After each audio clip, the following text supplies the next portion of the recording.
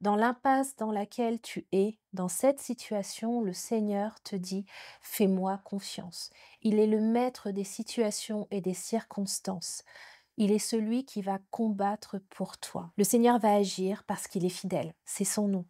Il va intervenir. On ne sait pas quand, on ne sait pas comment, mais ce qu'il dit, il l'accomplit. Bonjour et bienvenue sur Vitamine J.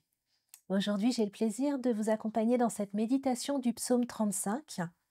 Le verset 1, il est dit: Éternel, défends-moi contre mes adversaires, combats ceux qui me combattent. Amen. Ça me fait penser donc au peuple d'Israël, quand il était en Égypte, à la sortie d'Égypte, où Moïse accompagne le peuple et qu'ils arrivent devant la mer, donc devant eux la mer, et derrière c'est Pharaon et son armée qui les rattrapent en fait. Et donc ils se retrouvent dans une impasse, ne pas savoir où aller, quoi faire et se sentir bloqués dans une situation où il y a un danger. Moïse est donc conduit par le Seigneur, il a l'autorité que Dieu lui a donnée et au moment donné, il sépare la mer en deux et permet au peuple de passer à sec et après il rabat la mer sur les ennemis qui se noient. Dans cette situation, le Seigneur te dit: «Fais-moi confiance». Dans l'impasse dans laquelle tu es, dans cette situation, le Seigneur te dit: «Fais-moi confiance». Il est le maître des situations et des circonstances. Il est celui qui va combattre pour toi. Il y a un temps donné, le Seigneur va agir. Mais il te demande, pendant ce temps, pendant les peurs, les doutes qui vont venir t'accabler dans tes pensées, il te demande de saisir la foi, de marcher dans la foi et de t'abandonner entre ses mains, comme un enfant sevré auprès de sa mère. Il t'invite à vraiment à t'abandonner à lui. Le Seigneur va agir parce qu'il est fidèle, c'est son nom.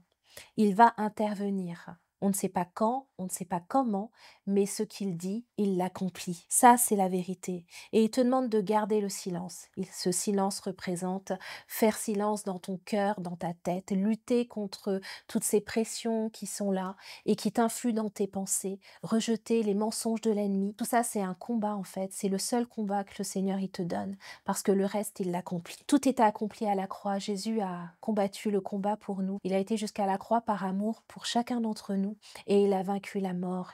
S'est relevé, il est ressuscité et il est vivant. Il est assis auprès du Père. Et il nous invite maintenant à le laisser faire dans nos vies, à simplement le suivre.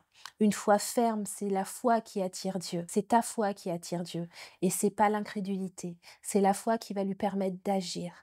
Donc je t'invite à rejeter ces pensées qui t'éloignent de Dieu, à rejeter ces doutes sur la personne de Dieu, sur son amour pour toi, sur sa fidélité, et de reprendre les versets, de reprendre la parole qui est la vérité, et de la méditer, de la redire encore et encore, parce que c'est en la confessant de ta bouche et en la saisissant par la foi qu'elle va s'accomplir. Ne lâche pas, tu es presque arrivé, le Seigneur est avec toi. C'est la foi qui triomphe, alors comme l'apôtre Paul a dit à la fin de sa vie, 2 Timothée 4,7, j'ai combattu le bon combat, j'ai achevé la course, j'ai gardé la foi. De la même manière, nous avons cette prière à avoir pour nos propres vies, pour garder la foi et ne pas tomber dans l'incrédulité afin de plaire à notre Dieu. Je vais terminer par la prière et je vais inviter le Saint-Esprit à vraiment fortifier votre foi au nom de Jésus. Seigneur, je t'invite, Seigneur, encore à venir, Seigneur, nous inonder, Seigneur. Tu connais les cœurs, Seigneur, de tes enfants. Tu sais dans quelle situation ils se trouvent, quelle est, Seigneur, cette impasse dans laquelle ils sont. Mais Seigneur, ils ne sont pas seuls, tu es avec eux.